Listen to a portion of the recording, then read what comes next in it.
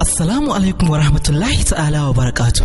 Sunana Ahmad Haruna wanda aka fi sani da Shata. Sunana Hussaini Abdulkadir wanda kuka fi sani da Dan Hajiya. A wani bangaren kuma ana kiranmu da Golden Stars masu burin zama jarumai a masana'antar Kannywood. Mun kasance masu bibiyan duk wani al'amari da ke faruwa a masana'antar Kannywood musamman ta social media. Mun fito ne a yau domin mu kira ga jaruman Kannywood maza da mata akan wannan harka ta siyasar 2019. Duk wani jarumi yana da masoya bila adadin ta kowane bangare. Ina nufin a jam'iyyun nan guda biyu wato APC da kuma PDP. Burin kowane jarumin da ke masana'antar Kannywood shine adadin masoyansa ya dinga karuwa a kodayaushe ba wai ya dinga raguwa ba. Sai dai kash a wannan lokaci adadin magoya bayan wasu daga cikin jarumanmu na Kannywood yana ƙasa. Ba komai yasa hakan ba illa fitowar da jarumanmu suke yi fili suke bayyana ra'ayoyinsu akan waɗannan jam'iyyoyi guda biyu wato APC da kuma PDP. Dan haka muna kira ga jarumanmu na Kannywood da su gyara domin shi masoyi ne a duk inda yake. A wani bangaren kuma jarumanmu suna jefawa junansu maganganu wanda hakan kuma bai dace ba. Kada fa ku manta ita siyasa ra'ayi ce, idan ana yi da kai ana yi, idan kuma ba a yi da kai to ba a yi.